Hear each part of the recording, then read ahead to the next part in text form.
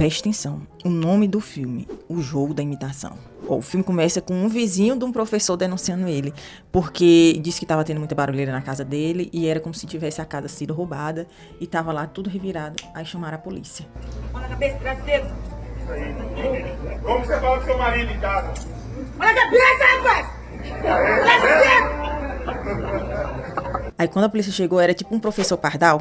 Porque não tem sempre um professor assim que é um pouco nerd, um pouco doidinho, um pouco fora da casinha?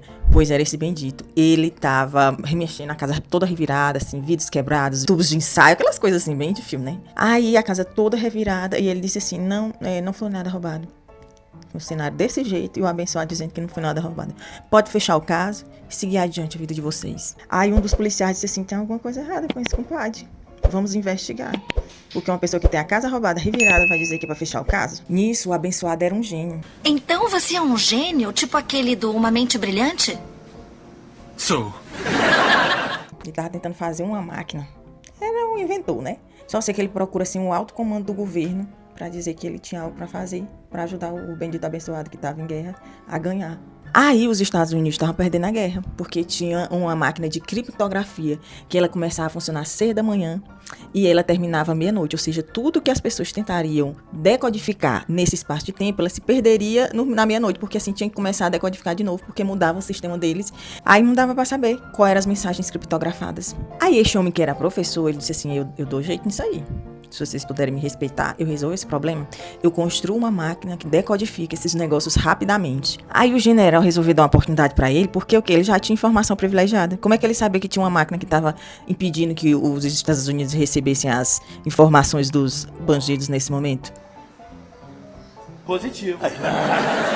Só sei que esse comandante deu a oportunidade e ele reuniu uma equipe pra fazer essa máquina com ele, e o abençoadinho era assim meio nerd, meio estranho, meio coisado. Ele disse, não, meu amorzinho, você não entendeu, eu vou resolver sozinho. E o pessoal, ninguém quer colaborar comigo. Aí o general disse assim, meu amorzinho, se você não obedecer às ordens, se você não tiver equipe, se você não trabalhar junto com outras pessoas, você não vai ter essa oportunidade.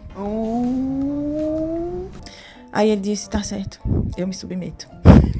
Ele disse que o prazer dele era resolver problema. É por isso que ele queria ajudar nessa guerra. Não era nem pela pessoa que tava assim, vendo o universo todinho se desmontando, se guerreando. Aí ele não gostou dessa ideia de trabalhar junto com gente, não. Ainda tentou, né?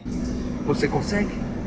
Só que ele ficava numa sala sozinho fazendo sua máquina e o resto das pessoas tentando resolver de outra maneira mais simples. Aí ele foi atrás deste alto comando de novo pra dizer assim, minha gente, não vai dar certo. Como é que eu vou construir isso se eles estão me atrapalhando? É verdade.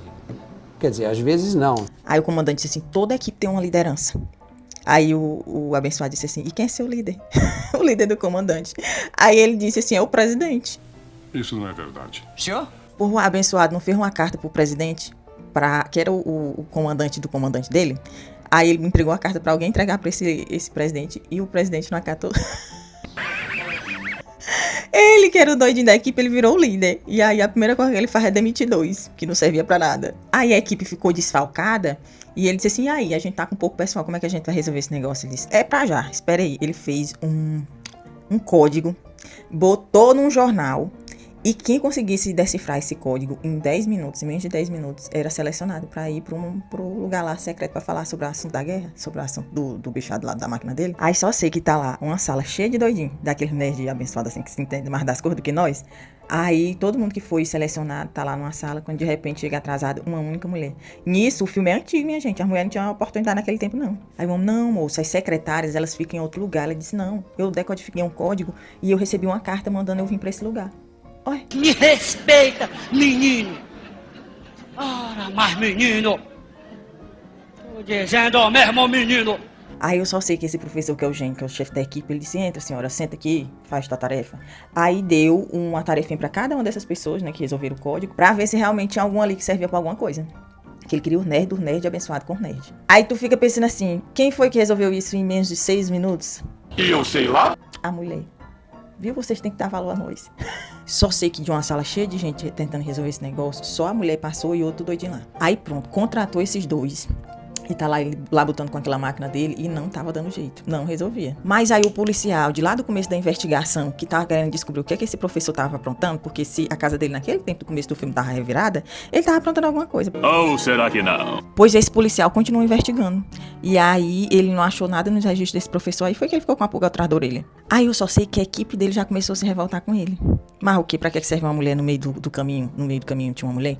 A mulher disse assim, meu amor, você não vai conseguir nada na sua vida se você não trabalhar a equipe. Se você não conquistar os seus amiguinhos pra você resolver alguma coisa. Por que você e seus amigos não vão cavar uma fossa ou procurar água? Pera um instante. Desde quando você é o rei do desastre aéreo? Como é que é? Aí ele chega na sala que tá os coleguinhas dele, dá uma maçã pra cada um e conta uma piada. Não tem aquela pessoa isolada do mundo que não sabe contar uma piada, que não sabe conviver com gente? É ele.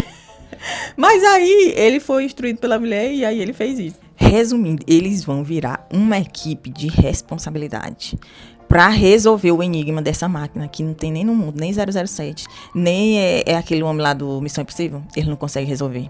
Mas agora ele, que aprendeu a lidar com gente, que agora tem uma equipe que vai ser a favor dele, vai construir a máquina pra resolver todos os enigmas. Aí o filme todinho é isso. Um gênio tentando descobrir o segredo de uma máquina que estava sendo o maior trunfo da outra equipe lá, do Bandido do Mal.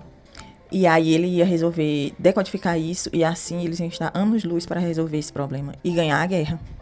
E ele diz uma frase no filme que é maravilhosa. Ô, minha gente! É um filme enigmático.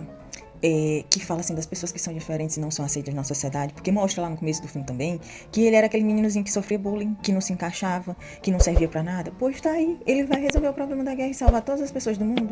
Respeitem o próximo, cuidem, vão assistir esse filme. Às vezes são as pessoas de quem ninguém espera nada que conseguem fazer as coisas que ninguém consegue. Eita!